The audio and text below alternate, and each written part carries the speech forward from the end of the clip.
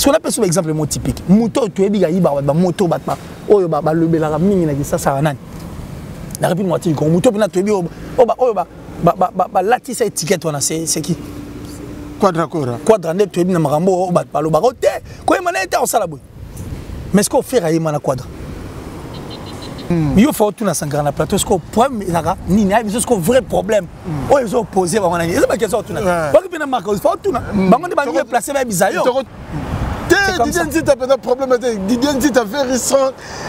Je vous confirme et je vous reconfirme toujours.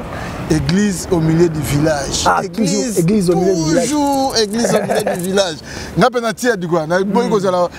L'eau froide, on a l'eau chaude, tiède, n'est pas le bélango quoi. Chanel Mafuta.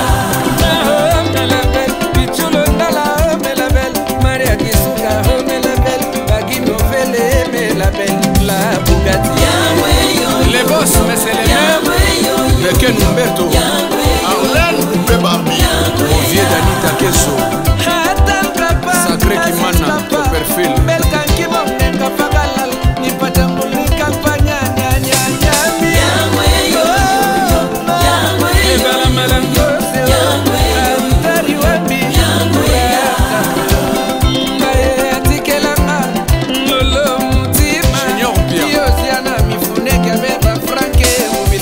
Concert. Le contrat n'est pas pour la production. Non, il y a le contrat est personnel. Moi, je t'avais dit une fois dans cette émission. Parce que depuis un certain temps, j'arrive. Depuis un certain temps, Toro s'est voilé fasté. C'est l'artiste de notre pays et nous avons encore besoin de lui. Parce que ça, la fierté paye la musique Nabiso. Depuis un certain temps, je te l'avais dit que l'artiste musicien mort en Nabiso, boussole, il y a machine et perdre nord. Les machines est comme folle. L'émission d'explicité m'a rambo pour que soit il y a une réponse on appelle ça. Vous avez 100 grammes mieux à faire pour Wilson. Il faut être Wilson. Il a un grand travail à faire pour la maison mère. Mais moi quand je vois que ils a faux, ils font ça.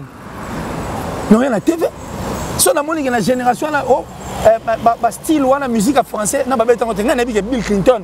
Qui est là, il y a des généraux et la musique, il y a mort en abisso. En français. Et puis, style, la musique, il faut aller à la TV dans le lobby. Dernière sortie médiatique, il y a Kofi Olomide, au moment où on a une dégaine. Avant de commencer pendant la conférence des presse. Si tu as suivi l'émission que j'ai faite avec Marc Aouz, ce qui pour l'année, on a sélectionné 142 comptes. Ce qui est occasion au talent. Est-ce qu'on compare toutes les deux émissions? Ça, on a analyse sur toutes les deux émissions. Blâche par rapport à quoi? À réparer la logo, est-ce que Azongi Magambuto, à l'obagi, toi, réparer la partie, on a Zagi, le roi, moi, lapsus, n'est moi, l'obagi. On est fan révolté, fan révolté, ça veut dire. Peut-être parce que tu aurais Magamsous ou Koto, tu dis autre chose. Bref, au Tanzanie, on a un concert, ils ont été malins. Sud-Africain, moi, où beta ndoule, Raifana beta ndoule, Daimon pondra ndoule, et ben nous les gens en Tanzanie. Bon, moi je crois que soyez moto d'être le bar, moto iba dongo dongo. Ata misili so ebungi. Yo comme tu dis, magazine la misili mais dongo du Cap la merveille. Voilà, et aux Zalaga yo. Peut-être que Marc Aouz a été mal compris.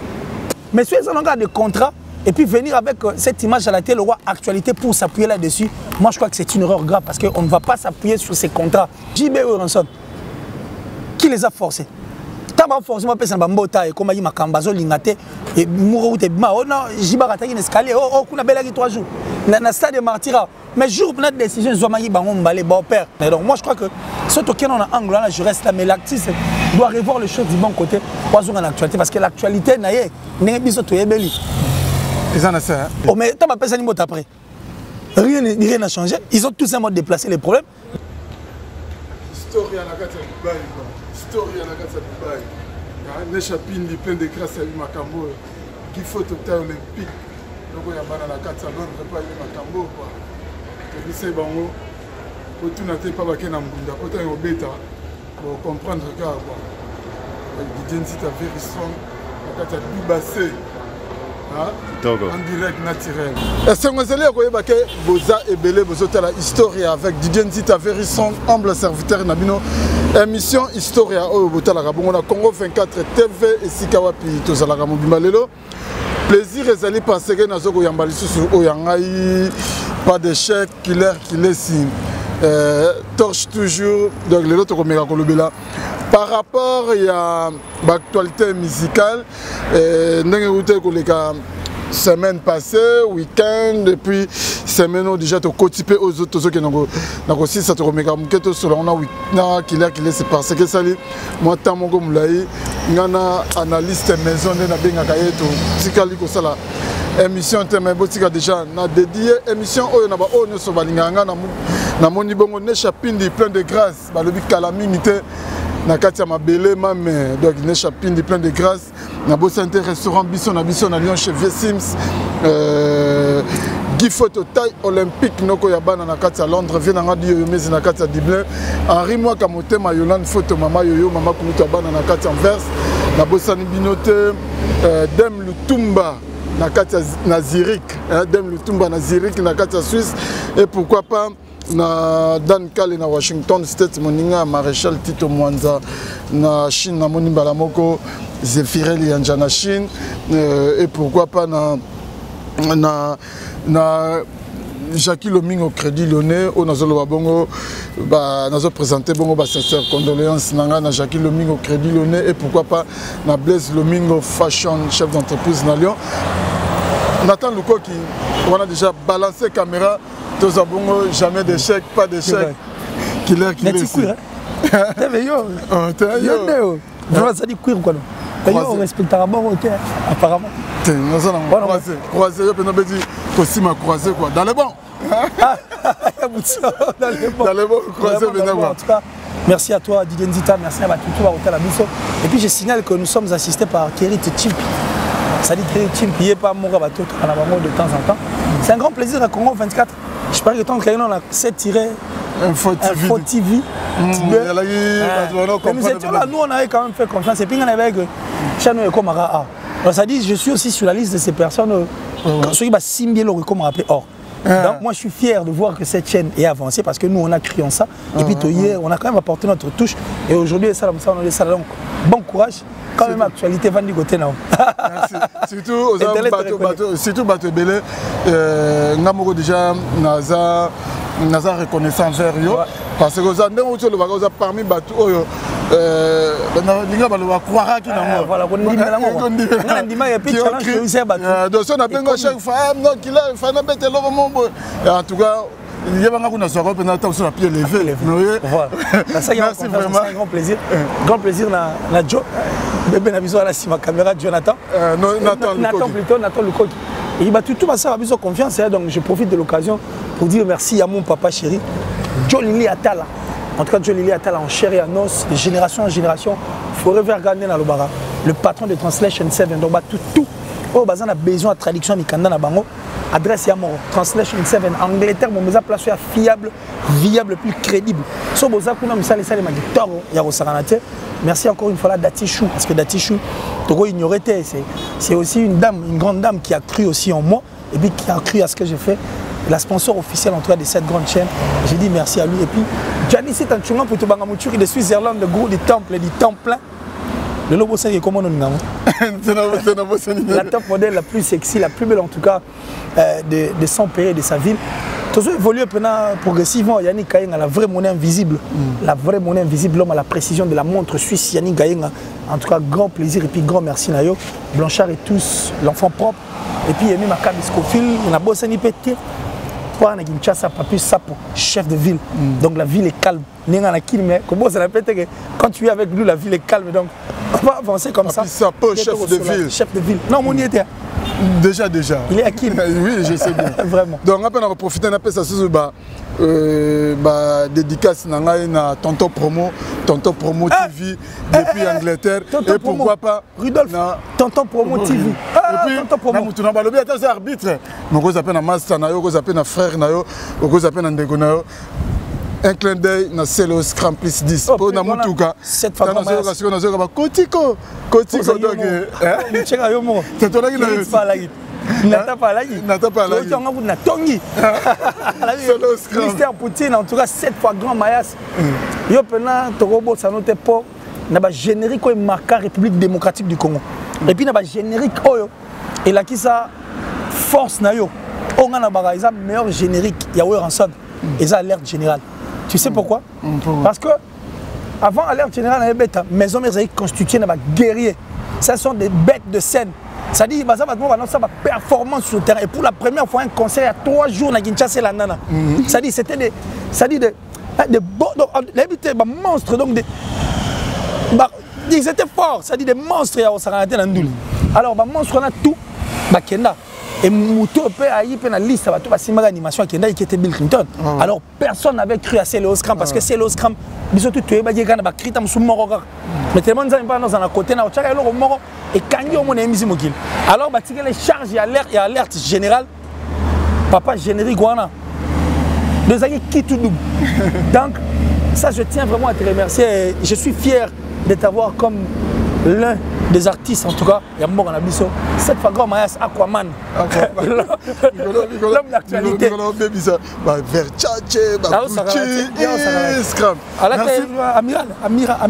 Amiral, et là, au moins, la taille. Toi, il faut. J'ai peur que. Calais. Bon, ce que tu as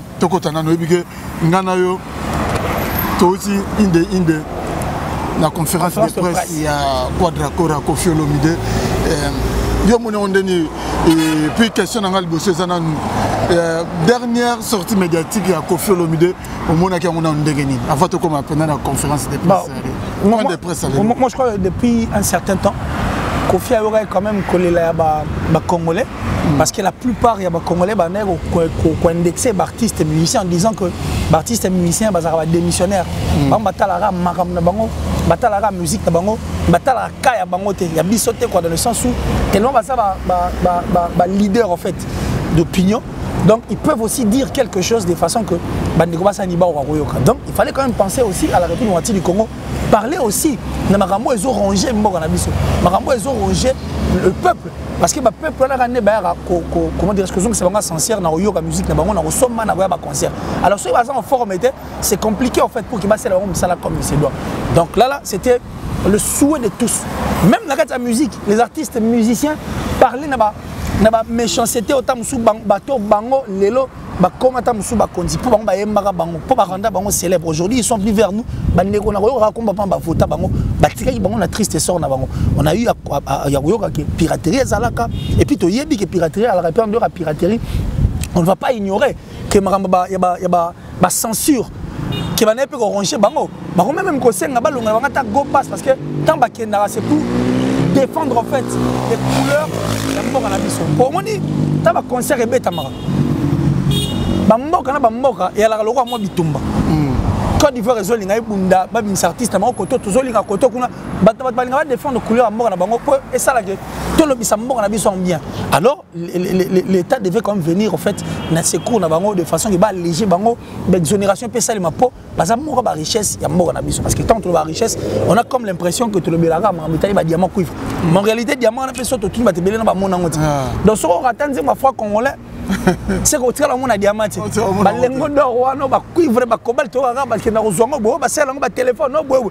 Mais personnellement on a mis dans tout le monde mais nous avons quand même des richesses au biso tout le monde a des personnes qui vendent bien la culture de notre pays et puis l'image à mort en abysso libanda entre autres des comédiens, des musiciens et les artistes autres tout au yebi au balob abysso. Alors bango ane ko se plaindre bango bango makasti. Alors Kofi a été la première personne à aller à la TV pour faire voir en fait son mécontentement par rapport à Nenga Batretara Bango en tant qu'ambassadeur à Mboka Nabiso. Et puis, ça s'appelle mécontentement. Bango Bato Biso Toningaba va concert Nabiso. Bato Biso Toningaba son maman Nabiso. Bato Toningaba soutenir Biso. Bazan Nzala. Il faut faire autant la canne à Bango. Parce que quand on ignore tout un peuple, et ça c'est comme Bezala. Donc moi je crois que depuis un certain temps Kofi Olomide avait repris en tout cas et puis à son ici maintenant ma charge d'un épaule là. Pour qu'il a continué à faire des intérêt. Moi, ce n'est pas la première fois que je suis na 4 minutes à conférence de presse, il va tourner même et tout. Comme c'est encouragé, il a pris les choses en main pour parler du bien-être des Congolais en étant aussi un Congolais. Parce que ceux Congolais pas bien, moi, je suis et aux Alatés. Et puis en dehors de ça, on sait que depuis la nuit de temps, Kofi a eu aussi à chanter des chansons, le rôle à faire de tas cette chanson. On comprend que dans cette chanson, il y a tout. Et tant que il est le également. Il a même pensé à la coronavirus. Il est allé plus loin pour dire que, ça dit, même le pasteur va échouer. Et ça, c'est une vérité parce que même les pasteurs fouillaient et ne savaient où rester. Peut-être solution aux ala. Solution zate, bango ba voulait que solution aux ala côté au moins confusion. C'était question il y a au réveil bah puis corrible ça va tout. Il faut tous se protéger tout va nanda. Et là ceci moi malheureusement sont des sorties médiatiques. Oh, personnellement Nathalie on a anglais mais 48 heures après à revenir pour mais il a bien expliqué. Il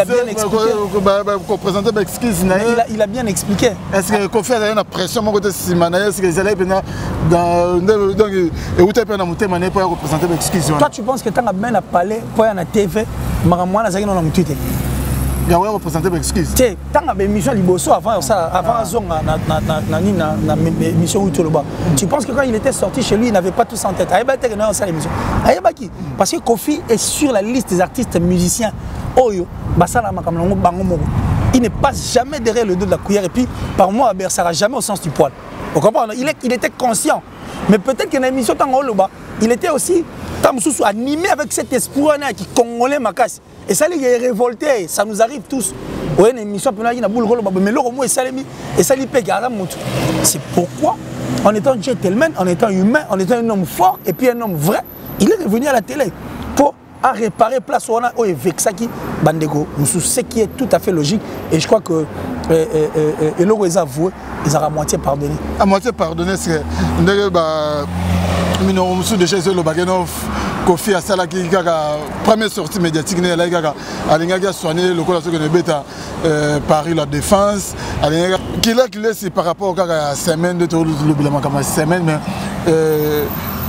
analyse une ça la du Cap la merveille aigle a commis quadra Contraman a signé pour renouveler 4 contrats au sein il y a une victime au sein il y a Naïmoko quoi 4 contrats.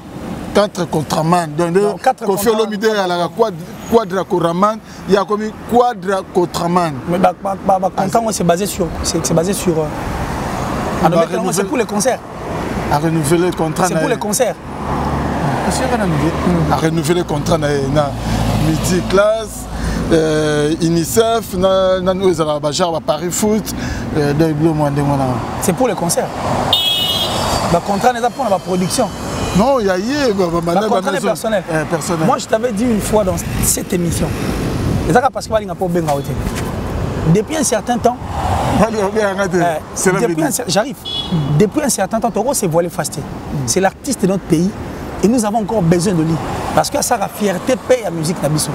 Depuis un certain temps, je te l'avais dit que l'artiste musicien est mort en Nabiso, boussole, il y a machine et perdre nord. Les machines est comme folle.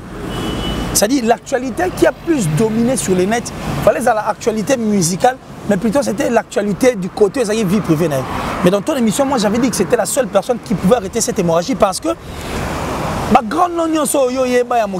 la plupart n'a pas célébrité. Perturba, ça va chute, perdre à cause de ma foyer. Parce que dans le foyer, ils ont la sensibilité dans le saranati. Alors c'est le moment il faut qu'on l'année à la loupe. Il les connaissait parce que dans une émission à Salaloba, si on touche ça peut passer. Mais quand tu touches à ma famille, on est à loi, elle a débordé. Mais on a vu, nous avions vu tous ici, le média en ligne, sur la toile, pratiquement 2 mois, où on s'attaquait à sa famille, ses enfants. Et puis on cherchait comment il fallait éteindre le feu. Mais par contre, et là, que personne ne vous trompe, et rongea, et puis il toucha aussi l'artiste. Et puis ça l'a aussi touché artistiquement. Moi j'avais dit que pour la raison en actualité, est comme difficile. Pour preuve, depuis l'artiste azonga na actualité ti siko na zoni penza na actualité parce que après makamwana comment on il fallait filmer le trophée, il fallait faire parler de ça, il fallait tout ça, c'était question de vouloir revenir dans l'actualité dans nenga bien. Et puis ils ont continué parce que le contrat entré peut-être parce que l'album ça l'a dit bien. Ils ont pour la production de Toyota Kalamo, on a prémisse pour la société brassicole, on est la société de communication, pour la production. Là, on dit merci, c'est bon. Mais si on a des contrats, et puis venir avec cette image à la télé, actualité pour s'appuyer là-dessus, moi je crois que c'est une erreur grave parce qu'on ne va pas s'appuyer sur ces contrats. Nous devons plus s'appuyer sur la vie artistique. Alors quand on reste un artiste, on a plus œuvre. On doit bien parler de l'album, de les deux albums. On doit aussi parler de la réédition. Et puis il faut voir qu'est-ce qu'il faudra faire enfin que Makambo Sani est à la normalité. Nous connaissons l'artiste, Makambo Etali, concert, production, Makambo Etali numéro 1, Makambo Etali la force, Makambo Etali king, net. Mais ça va maintenant nous étonner si les gens veulent maintenant s'appuyer dans Makambo Etali contrat. C'est inconcevable. Vous comprenez? Alors, là où il y a beaucoup de gens, ils doivent aider l'artiste. Et c'est très important. Pour que l'artiste soit en actualité. Et c'est un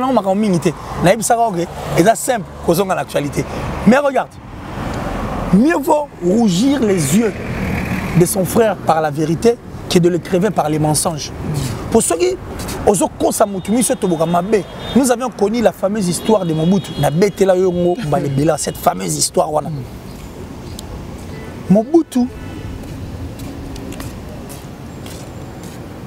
le pouvoir, il faut ça la peine opposition. Un pouvoir qui n'a pas d'opposition est fragile. Tu comprends? Même les faux opposants, il faut pas ça. C'est très bien. Pour la ligne. Pour ceux qui opposent à il va nous permettre de comprendre. Mais quand tu veux être l'unique, c'est très dangereux parce que tu vas comprendre que tu as raté. Monsieur le Corbeau,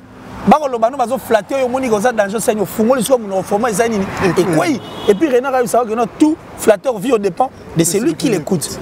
C'est ça au fait. Mais justement parce qu'on ne veut pas lui dire ce qui se passe à l'extérieur. La plupart des gens ne sont là. Qu'est-ce qui se passe à l'extérieur? Ce qui se passe à l'extérieur, mais pas selon moi, selon toi aussi, selon nous tous, nous voyons qu'il y a une turbulence en fait, artistiquement parlant. L'artiste, on veut qu'il reste toujours là. Mais quand les gens viennent dire que contrat, trophée, que Tanzanie, ceux qui sont réseau sanitaire. Mais bon, peut-être parce que tu dis autre chose. Bref, au Tanzanie, on va conseiller les Sud-Africain, moi, où tu as Ndoule, Raifana Beta Ndoule, Daimon Pondira Ndoule, et Ndoule les gens en Tanzanie. Bon, non, je ne veux même pas qu'on reste à cause des gars. Que ces gens-là ne montent pas, disent la vérité à l'artiste. Batik esprit na gidjale qu'ils arrêtent de venir à la télé raconter l'histoire des oiseuses ou aboutir ne l'autre. Nous avons besoin de cet artiste. On aime ça que moi je l'aime beaucoup. Vrai. Malingake. Ah, donc vous êtes fan révolté. Fan révolté, ça veut dire. Pas fanatique. Mais fan révolté. Mais moi j'ai toujours été derrière la culture. Mais il fait partie de la généraux, il y a culture. Si vous avez des poignées. Parce que moi je défends. Dans la culture, on a la culture. Tout le monde fait partie de la culture. Et c'est pourquoi on touche tout le monde a dit, si vous commencez à pour détruire ceux qui sont à l'intérieur, c'est pas là tout le monde n'a pas musique ou maman na bango. Musique ne pas ça bango makambo lelo. Alors ils doivent continuer à entretenir merde qui est la musique au lieu de la détruire. Parce qu'on détruit la musique quand tu ne veux pas des autres, c'est quand tu veux que la chute des autres ça là. Yotika. C'est là où vient les grands lâchers parce que Yotika 50 ans à succès. Et puis on connaît au kumbango makasi penate posa yomoro. En principe il faut tout bazar. Et moi j'ai toujours été derrière la culture. Puisqu'il fait partie de la culture. La ligne, c'est pas pour rien à la TV. On dirait il y a 3 minutes, il y a télévision, il y a quoi vérifier la TV. La génération, la musique, il y a 3 minutes, la musique, la biso. Mais moi, quand je vois que c'est faux, il faut ça. Non, rien la TV. Si on a la génération, style ou la musique française, on a Bill Clinton, qui est là, il y a généraux et la musique, il y a biso. En français. Et puis, style la musique, il faut aller à la TV dans le lobby. N'est-ce pas que non, l'ingay? N'est-ce pas que non, l'ingay? Voilà, mais c'est une sorte de vérité.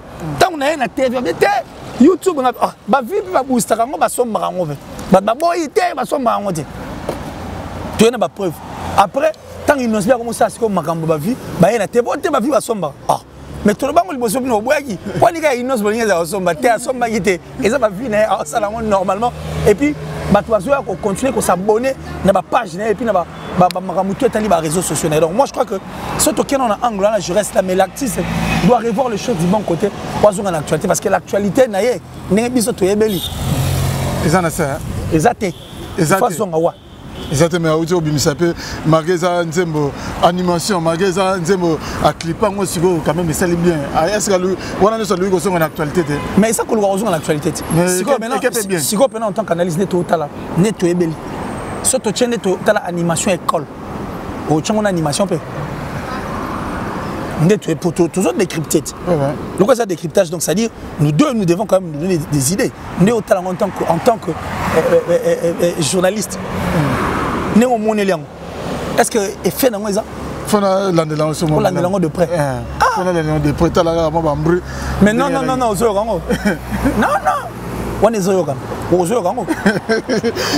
Qui laisse ne sur le bagage que défenseur et culture mais le qu'il est maison mère J7 bah tu peux effectuer voyage moko ensemble avion moko bakeneki bongo na Guinée équatoriale et pas à Théodoro Obiangema analyse ni noko ça par rapport à voyage wana ya maison mère na J7 avion moko hôtel moko restaurant moko va prester na podium moko na lingi ça nous analyse par rapport il y a deux productions on a deux groupes congolais mais d'abord moi ce qui m'a tiqué c'est l'esprit professionnel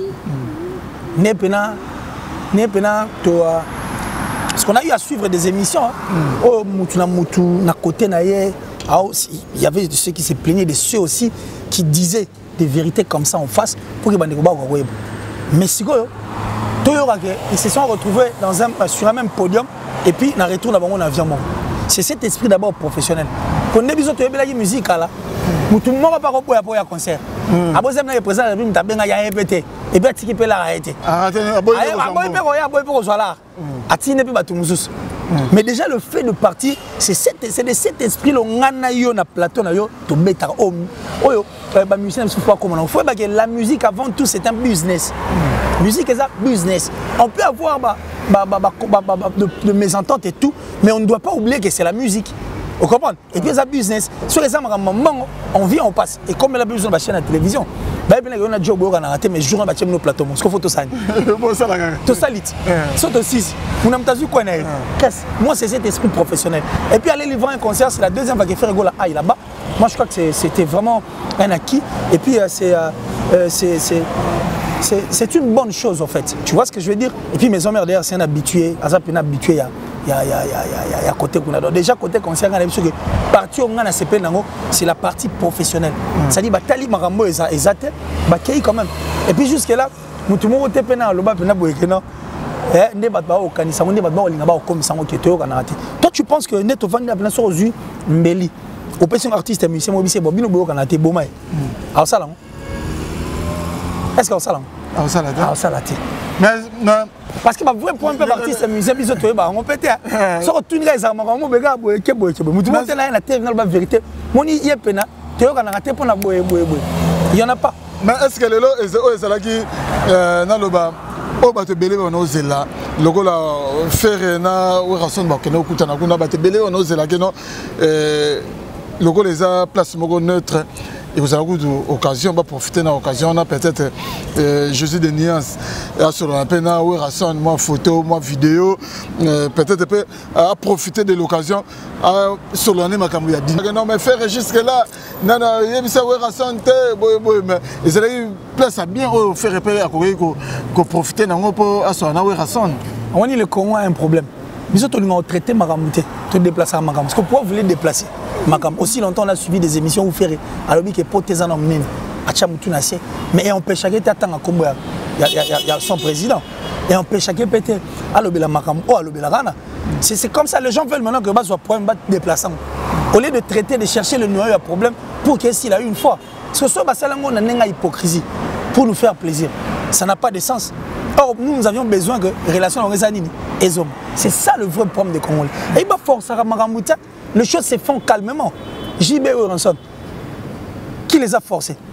Taba forcément personne bambota et comme il m'a cambazo lingate et mourou te ma oh non JB rataki un escalier oh kuna bela qui 3 jours na stade de Martira mais jour pour notre décision zo mangi bango mbalé bon père faut tout chango ce qu'on a c'est Maramou. Mais quand même comme président de la République. Non mais bon temps na betan comment on va président de la République ça la yini. On a mes consciences et ça la. Oh mais t'as pas personne ni après. Rien n'a changé. Ils ont tous simplement déplacé les problèmes. Ils ont traité les problèmes. Mais quand ils ont traité leurs problèmes, ils n'ont pas traité les problèmes. Et tu vois solution calmement. Et puis tout le monde a concert à Grand Hôtel. Ah, mais concert, on a c'est plein. C'est-à-dire c'est le plus mauvais concert au Naï. Na CPLAT Kotal. Et puis na CPLAT parce que quand tu es barrage, JB Nawera. Une émission, parce que quand on parle de ensemble, comment on va voir ensemble Gabo. Il faut ce que le bango peut au salaire. Quand ils ont arrêté le temps, s'ils avaient compris que la musique était un business, concert banga babé telinga etika la libéré la musique. Oh ouais, invité à JB. JB Mpele, les Gabo, il a perçu un concert qui n'a pas de fait. Ngam na c'est pour la route la monter. Pour ninga na no kanisela. Comment on se fait esprit wana, il y a musique. Et ça peut business, pour JB et oui ensemble. Tu vois ce que je veux dire? Alors, tant que on va trouver qu'il faut traiter pour la business quotidien, calme tranquillement, pourquoi vous voulez presser le mot oh et qu'on salema pour binoter pour le bien au salema calmement parce que makambo basoula rien. Mais est-ce que lelo okolo banini parce que na route au sala dernièrement na route au sala émission na Sankara d'écoute pour nae à lobby faire rigola aza mal entouré. En principe, à reconnaître la valeur, la grandeur, il y a faire. Mais bateau, on dirait dans le Belabaza, dans le diapason, Jésus de l'université. Je ne pense pas. Même les avis, on respecte ça. Mais Bissona, on dit ça. Le faire est d'avant et le faire est d'aujourd'hui. Avant, tu es un orchestre. Avant, tu es depuis une carrière, surtout sur le côté internet. La net.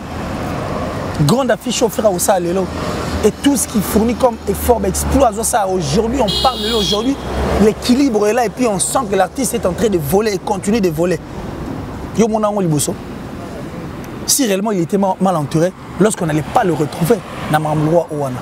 Mais moi je crois que Sankara a beaucoup de choses à faire. Comme quoi? Si moi je me pose la question de savoir que Sankara vient dire aussi, ça peut oh, on est en train de décrypter quoi, et puis constate, que Sankara vient nous dire à la télé, apport au sein de l'orchestre Maison Mère, les animaux. C'est très important. Pourquoi j'ai dit ça? Parce que Maison Mère est comme on dit orchestre, comme si ça existait. Oh, ça l'assemble, Anthony. Oh, mais tout ça,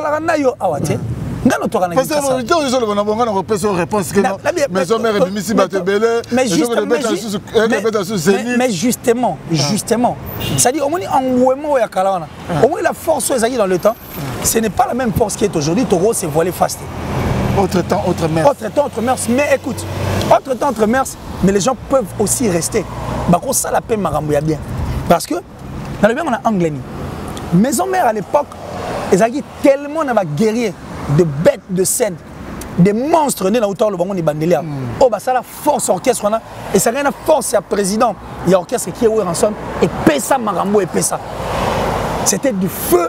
Alors, j'ai comme l'impression, la Maison Mère, mais ils profitaient plutôt de Marambo, Maison Mère au salaire. Je ne sais pas si je me fais comprendre. Donc, on va profiter de la moto. Il y a Maison Mère, enfin qui va se mais vendre comme ça, on dirait l'orchestre parce que ils étaient forts. Pour l'orchestre, on a fait avec des fanatiques. C'est l'Oscar avec des fanatiques. Donc chaque musicien apportait sa touche et puis sa pierre. JDT, ça dit, Serge m'a bien la coste. Telle la Maison Mère époque, on a Moutangongi, s'il vous plaît. La deuxième, ça dit, on a doublé ya Moutambunda. Maître Guinté, ça dit, non, Maison Mère, on est dans ma papa.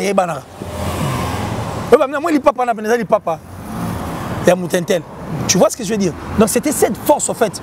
Donc Maison Mère, on dirait qu'il y a un parce que si ce n'est pas le cas, aujourd'hui Sankara a beaucoup de choses à faire. il a beaucoup de choses à faire au sein de cet orchestre. Parce que quand il dit qu'il est porte-parole, quand il dit qu'il est pour Weranson, c'est qu'il est pour Maison Mère.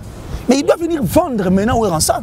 Il doit venir vendre Maison Mère parce que Maison Mère, qu'on disparaître, c'est fort.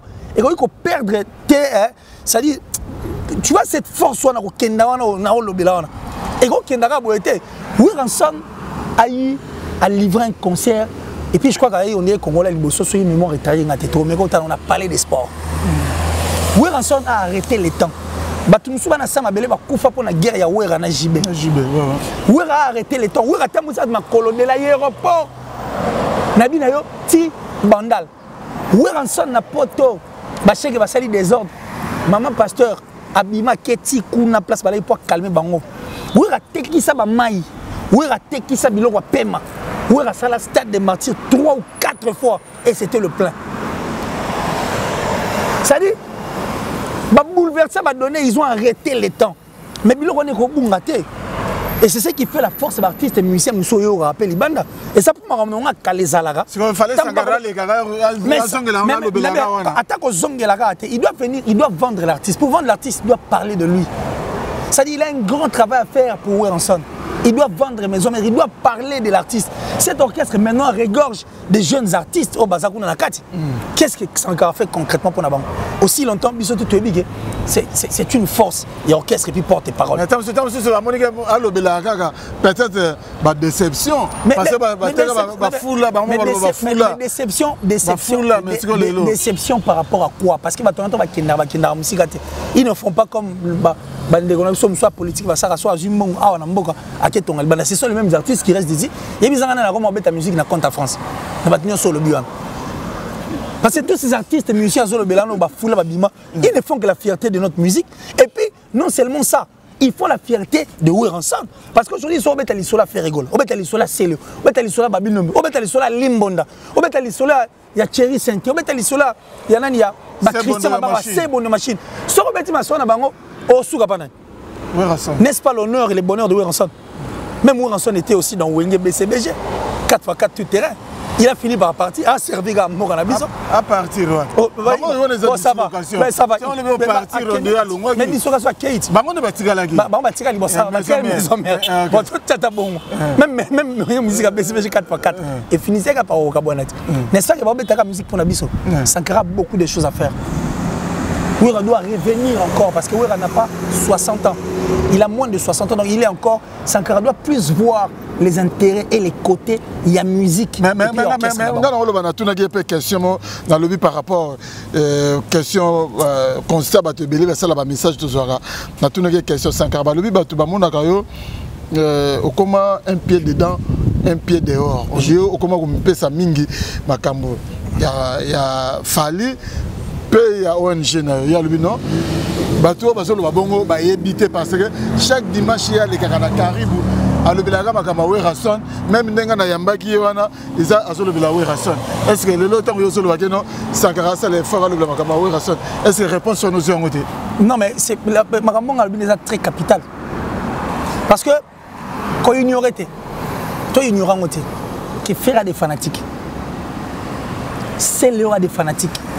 La Costa des fanatiques. Serge Mabia là-bas, il y a des fanatiques baisés dans le bas. Il y a des gens qui sont aussi fanatiques, on n'a pas ces pélités. Aussi bien Gianni Cessele. Fanatiques qui passent ces pélités. Tu comprends ce que je veux dire?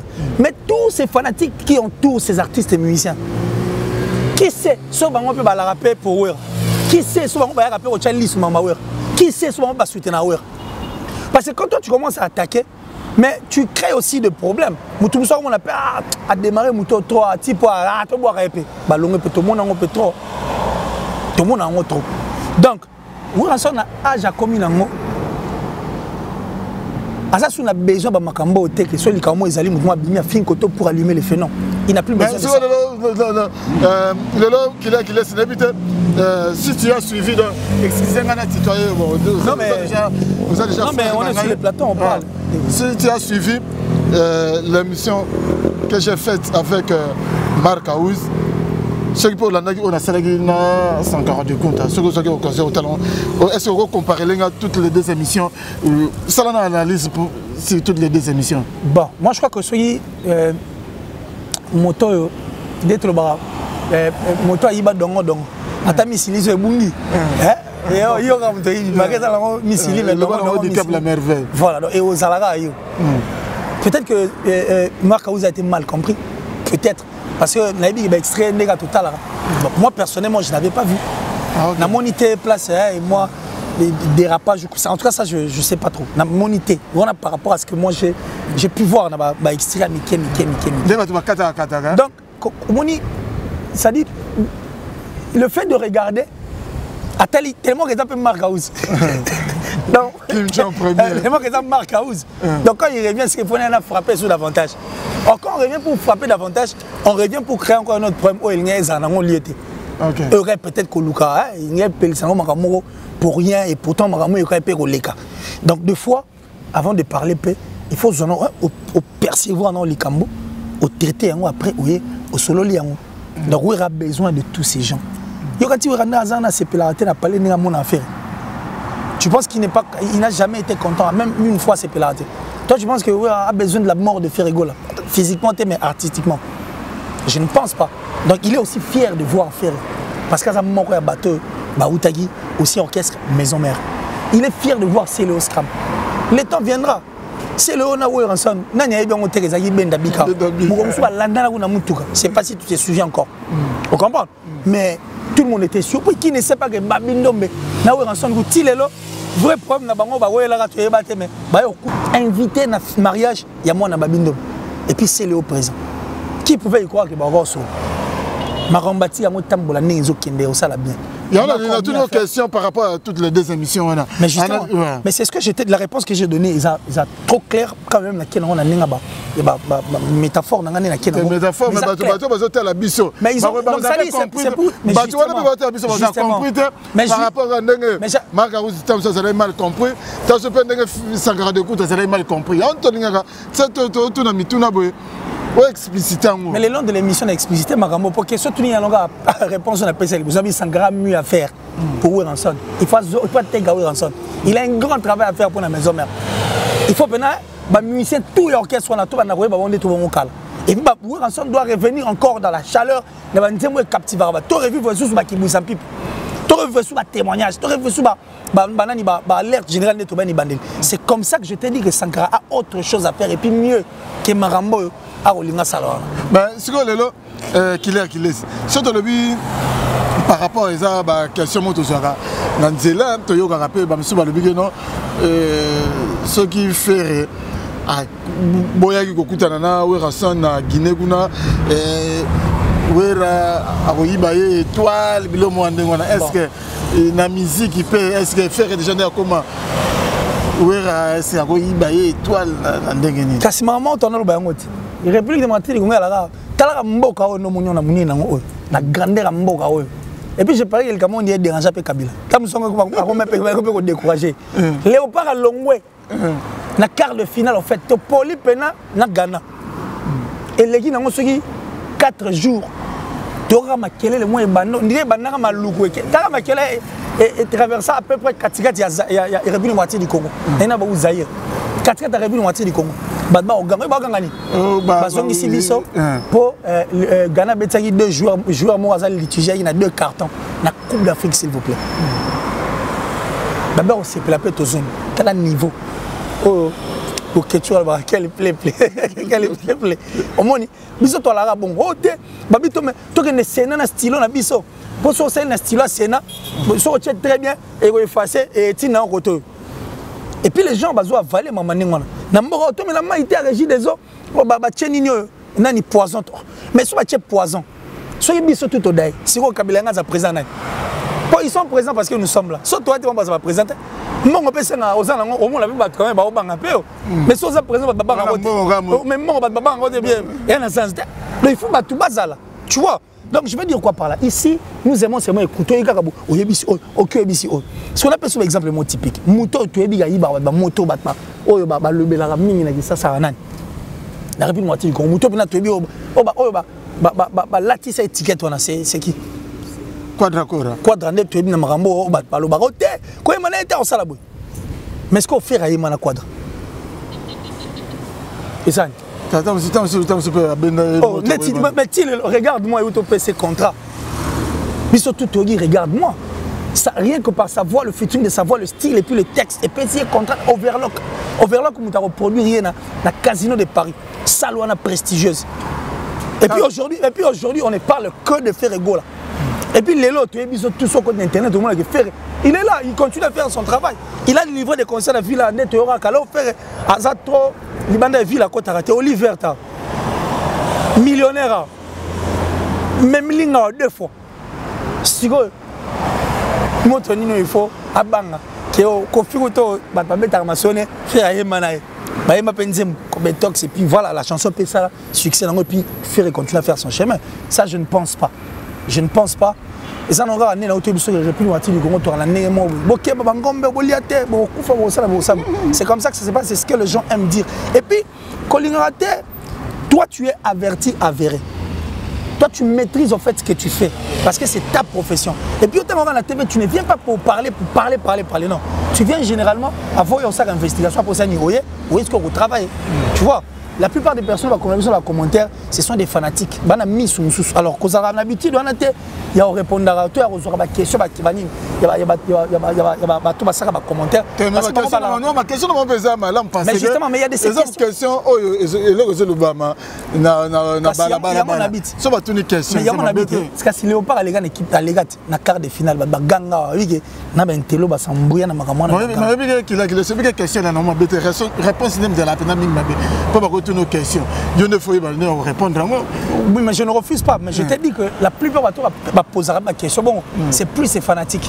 Parce qu'il y a triomphalisme, il y a triomphé. Alors réfléchis les mots. Ils ont réfléchi pour trouver une solution de leur mot. Mais il y a ce qu'ils ont gagné. Mon tuto, il a gagné. À la animer les streams. Ma cofé, ma reçoit la péroban. Et bien, vous en avez mon la main. Il y a un vrai chrétien. Ma bête à rabat entre bancs. Championnat ba ya raté batala rappel ma ballon penalty parce que déjà sur comme ça il m'a dans la comme si vite to comme ida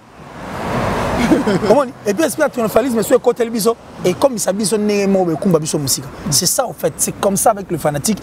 Et puis merci, bon boulot pena donc c'est 24 et ça la biso bien comme 24 TV donc ça la bien n'habike bon en gros et l'on y au loba na ba fan na maison mère pe ba fan na J7 parce que ngamoko de na yambi Mark House côté kuno mona batu bazo benga identité bon ce qu'on a quand oyambi Sankara de Kuta ba tirer côté de ce que tu battre biso musala on photo salon ndenge mais yo ce qu'il faut c'est il faut au tala pe ba question et opposer yo faut tout na Sankara na plateau ce qu'on problème là ni na biso ce qu'on vrai problème o ils ont opposé ba wana c'est pas question tout na ba que na Mark House faut tout na ba ngone ba mieux placer ba bisayo mais justement ce qu'il faut zonga ce que tout ngo lelo ce qu'on pour nga pe na besoin le roi bon ça biso pe na lelo pe na bon ndé toucha roi oui en sona jibe ba wela pena ni bon ça biso mais ngana pas pena et ça rappelle en réalité c'est nous qui tournons to comme contenir na buana mais ce nga yanga na lobake no yanga lingaka moko ko la na pena makama musicien de parce que to baraté makamango et c'est parce que côté ba kendaka to le belongo bongo côté ba kendaka monde ba kendaka nini za makama basi ba wela donc yanga lobake na éviter côté makamwana donc to côté autoroute mais on éviter pas sur côté déjà. Au ça tient à 4 quand une personne vient à la télé à le bien propos tam ça le bien on appelle pas propos on appelle mais ce qui gagne pas propos mais ce qui n'a propos aux solutions on a vu que le Congolais adore déplacer le problème que de les traiter le problème va traiter rango. Alors pour traiter, il faut chercher les noyaux. Érosion avant bon mango, il faut le moutou érosion. Pour celui qui moutou nango t'es à la fin. Alors là, tu vas, c'est on est au une perfection sur la noix mango. Et si la ok, le choc mango. Mais voilà ce qu'on va donc. Mais qu'il aurait bien sûr Yambi Sankara. Et puis ce qu'il y a problème mais attends. Ce lundi au Yambi peut côté à faire au Yambi une telle Mark House. Alors pas problème.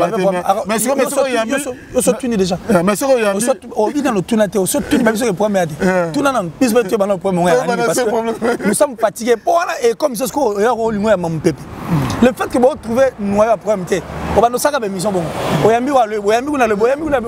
Et puis parce que na yamba pe sangara na tourné par rapport à dynastie ba le bigeno azo bimane di jaloux, il y a dynastie azo linga approcher on a te il pas se défendre na ndenge na le bino il jamais akoko ina akoza la contre projet ya mais si tel est le cas Kakola linga za la tête, je ne pense pas. C'est que il y a des faut tout n'est-ce question. Question wana Sankara problème ya la ranini. Ouais pour le diambe petit bon. La vérité c'est. Ngana ko passer to so na biso. Ngana ko so na le bigeno jusque là pour Sankara le baki on jusque là ouais rason andimaki mageza eza écrite mandimaki Kakola kende. Mais okuta na ko solo la peut-être ouais rason faut avoir un kaukate faire gola embela nzemba vie jaloux bazo sosine batia au moins ba makamwezana moi ebele voilà c'est là 140 nga le maï. Bon je crois qu'il va expliquer les vrais problèmes ils avaient bien pour épargner peu. Pour épargner Bon ba no saka ba miso au moins ba miso mo OK o dia. O baluka o so ko o sali na Sankara. Balobi na yo. C'est le problème que tu vas vivre. OK voilà pour attends-toi à ça. Parce que même c'est là non parce que même nous tels que nous sommes là. Didier Nzita a un problème Didier Nzita je vous confirme et je vous reconfirme toujours église au milieu du village. Église au milieu du village. Toujours église au milieu du village. N'a pas tiède du quoi. N'a pas l'eau froide. On a l'eau chaude. Tiède. N'a pas le bélango quoi. Merci. Quoi d'accord. On a l'équipe. On fait le vidéo. On a l'équipe. Oui bien. Un artiste mort congolais avant en Angleterre. Smokey. 9, 2, 7, 8. Grand rappeur. À Londres. Le big rappeur, à hip-hop. Tu n'as ce que l'on a ça là. À rendre hommage na vieux Nabiso Redi Amissi. Rappeur, AMB, musicien typique. Pourquoi? Parce que Redi Amissi va nous dire permettre à Azala ou Azalelo. Un grand rappeur, 9, 2, 7, 8. À Auto Sala, vous me dites, je crois que Kalaté à tous son. Il y a Njili. AMB les communes na Bango. Ça dit, il fait vraiment la fierté de la République du Congo. Dans l'Angleterre, à rapport à Karanalingala, 9, 2, 7, 8. Et ça, c'est ça là. Ouais, mais parce que la culture est la culture est une musique elle soit grande. Attends, on a tout élément. Je crois déjà passé de comme la mission dans Souga. Ah. Ton comme la mission dans Souga. Donc, kasi qu'il est. Question on répond à garantie. Les lots. Et là, on nous a senga beza question peut-être beza question. Et là, on nous a senga na fan nyonso ya wenge musique à maison mère. Attitude ni ne faut pas ça nango par rapport ya faire parce que to bige faire azaka ka mwana ya wenge musique à maison mère. Et là, on nini ozo senga pe na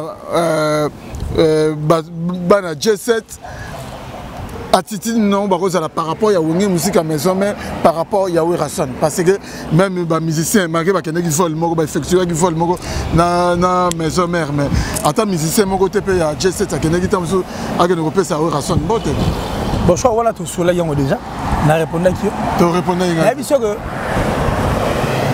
faut pas vouloir parce que ma message mara pop biso to lingi là où il y a des problèmes, si Bandego estime qu'il y a des problèmes, et si on rappelle, mon de son côté comprendre que c'est quoi il faut tout sauver. Ils ont forcé. Ce n'est pas forcé. Ça c'est d'abord primo. Et secondo, n'oubliez pas que parmi les généraux qui ont fait en fait la force, il y a orchestre maison mère. En dehors, il y a leadership, il y a Ranson. Faire là, il manque de généraux à ma casse na ninga osanganati. Et puis ma tout ba ba lobana. Ta ko face à mettre que faire asa fouri, il y a Ranson, il y a maison mère. Et là on va faire bano ya mwana. Il faut seulement pas malamu to tchon la poche moi toboka. Siko mabe to tchon la poche moi malamu. Vous comprenez? C'est un danger. Et du côté de Jet Set, moi je crois qu'ils ont beaucoup à faire. Ils ont devant eux 2 albums. Et ils ont devant eux un grand concert, Occasion de Paris le 7 novembre. Déjà, le billet VIP, c'est 180 €. Et puis, ça l'effort soldat ou ça avant le 7 novembre. Là, ils doivent rester focus. Parce que la vie, ils ont le droit de sauf que on regarde là où on part. Mais si on dit record 5 minutes. Mais quand tu vas commencer à regarder tous ces... Dis-moi les gars, au Tali. Et là, au moins, au Galti, dans 5 minutes, au coma, place au coma. Je ne pense pas au coma dans 5 minutes. Alors c'est comme ça la vie. On ne regarde pas à côté toutes ces histoires qui veulent nous empêcher d'évoluer. Soit comme on a comme une distraction. Alors, Maramouteur, comme la bango, on a un obstacle pour sauter. Et comme ma raison, c'est pour que ça en fasse un problème. Ils ont un grand travail à faire. 2 albums, Harmonie et Dynastie. 2 albums aussi combattus. Parce qu'on a tout ça n'a pas depuis Marambalbo, depuis on appelle ça titre Tilelo, Marambo ici l'a raté. C'est 2 albums combattus. Alors quand on combat un album, ou quand on vous combat, quand on vous combat ou quand on combat un album, c'est-à-dire place la guerre sur le côté Marambe Outara, tu es baraté, ça se passe au mis surtout photos aux aguets. Alors que le Gauloise n'a pas gladiateur, bataille la plus. Makamuna bango. Donc comprendre que si on peut makamuto le bageno on est en faveur na bango parce que bazu peut temps bâtir le bimate mais ba outil déjà production ba outil libanda et puis bazo sont dans le sud faut battre la ming makamuna bango. Mais justement ils doivent regarder plus leur artiste parce que faire le go là ils ont un bateau avant ni sur une mine d'or. On a toujours une union vraiment la République du Congo que tant que autant ma fierté na biso il fait partie déjà de par sa voix, déjà de par sa façon de faire les choses, déjà par son talent et déjà par son écriture en fait la musique na biso tout. Alors être avec Ferré c'est comme si vous êtes assise sur une mine d'or. Bateau avec une mine d'or il faut maman ça au risque et ça la binonnetti. Bon, et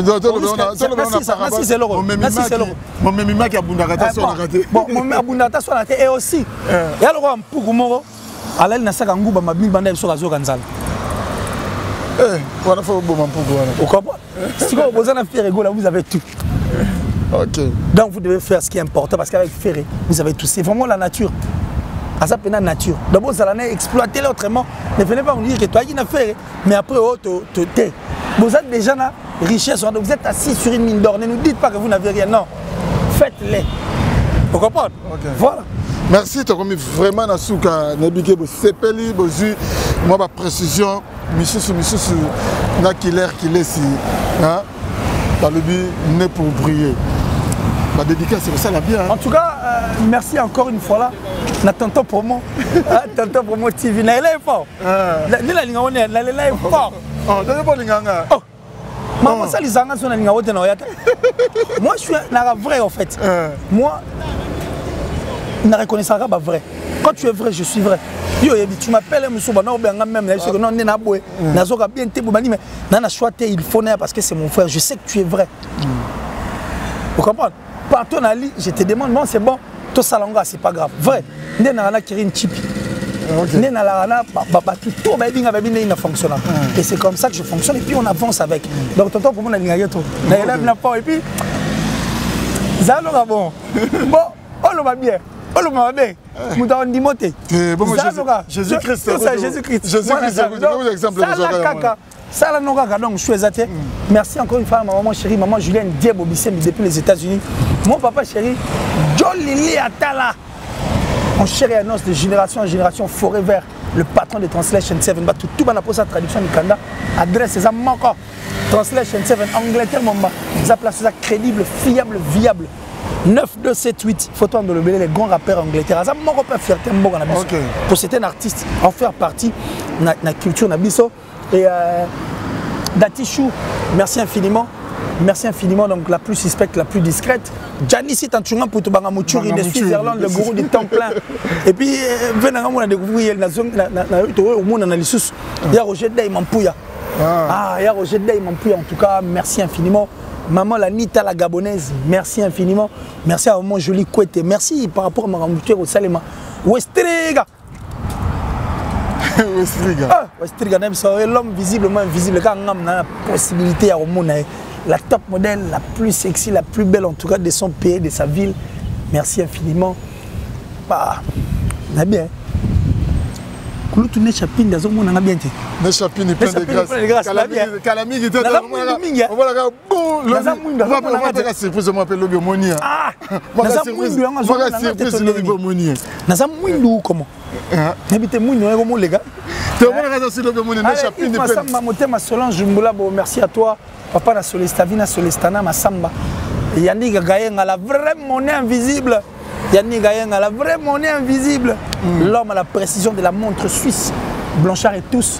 En tout cas, merci infiniment l'enfant propre. Merci d'avoir tout fait. Nanga Rodina, Nami Kili. Vers Rodina, la France, donc merci. Et puis, Bakombo.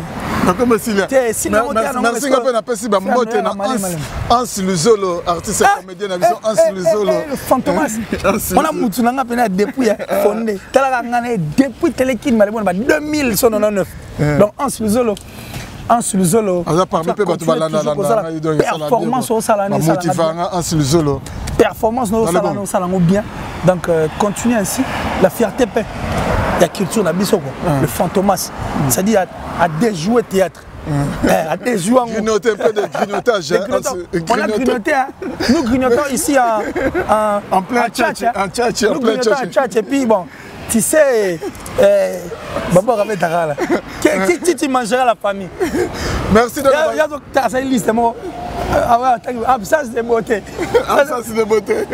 Là, c'est magique. C'est magique.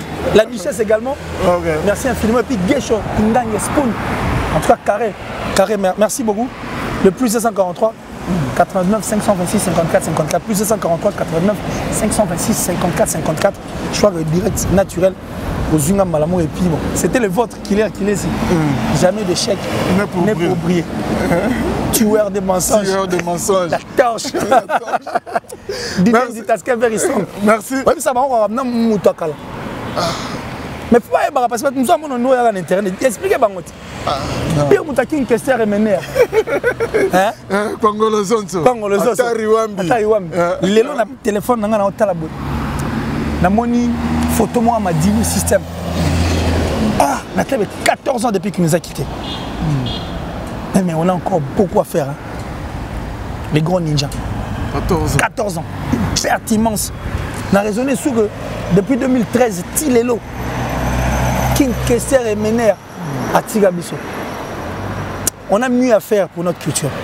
Et puis si on a éviter ma fille, on a je Kesser à Koufa, na Outa Pena, na Outa Dubaï.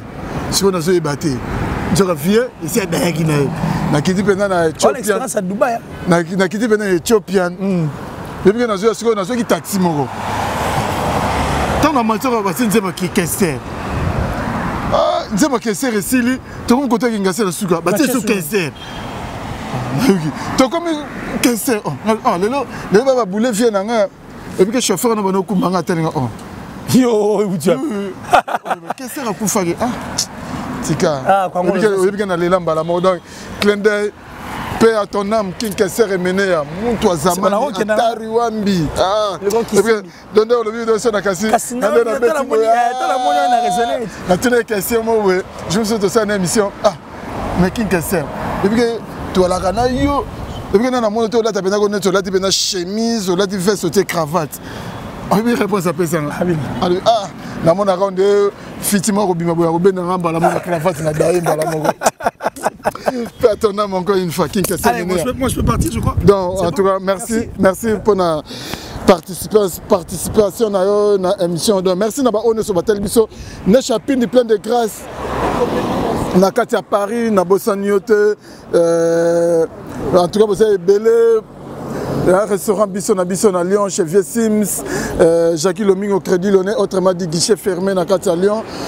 Vraiment, vous avez belé, vous avez Papine, si tu as les grand frère propre, Vieux Oatika Petit, quels que soient les intempéries, petit frère propre, tonton Zita, na Katia Cape Town, et pourquoi pas na Bossanité, mon ami personnel, Boli Wembi, na Katia Djobou, Christian Babel, na Cape Town, et na Pointe-Noire, le grand Ponténégrin, Christian Babel, na Katia Pointe-Noire. Vraiment, Bosa et Belé au Botalibiso, Zéphirel Yanjana Chine, Nabosa Nyote, Papi Kwabi la différence. toi-même tu sais, Papi Kwabi la différence, toi-même tu sais, noko yabana Guy photo taille olympique na Londres, na bossa note fait na di mais na kati ya Dublin, Henri moi kamotema Yolande photo mama yoyo mama kuluta bana na kati ya Anvers vraiment bossa ebele o botala gibiso ceux qui bossepeli na émission o bolobi grand merci na Nathan Lukoki na sima caméra na montage na moni pe kakaye tokutani bongo pour une prochaine fois. Merci Nathan Lukoki. On to les gars biso bongo te kila si to les gars Historia lisolo ya litoite o kasi ya bilili tokomona tokotala elengi monde entier. Bon naina nga na tembete tosala wenge na tembete wenge ezalaki lokola loisir ti comme profession. Voilà, comme on a donc makambo to lobela to lemba musique congolaise ezaki na ghetto c'est comme communautaire et qui dit sous on a plus bas niveau et comme communautaire il y a d'autres bunda po to bimisa on arrête communauté na kata ghetto to zo disque d'or inchallah Allah akbar Lukunya et si là c'est dit Lukunya n'est pas nanga tina francophonie de changa pro mesate na robeta ta francophonie na poto ata francophonie nous on créé déjà comme nous obenga ça et outi na papa Wemba au mon côté tozo outa déjà je veux dire si aujourd'hui babenga ça c'est grâce à Ndiembo ya tout le monde ça chanté par papa Wemba que Historia avec Didier Nzita. Non, remercier Soussou. Oui, rason droit de la forêt. Oh, Léona Milito Didier Nako Saote, ba mise no somona wa ba lobara. Passeport à Liboso. Oui, ramta bimise la biso. Soso Liboso pa babo nane na ba fête so ba première communion. Dabo e ba ke wera to liango soso musaka mampata mutalamba ka ba musicien au mona rana ba fiba misapina maboko na makoz. Dans les tout puissants Nzambe Mokonzi Mtasala ga ba destin et ba yo za journaliste et comment que ba Dubai pa pamba ba journaliste belé pe bazo kene kasangulu pamba pamba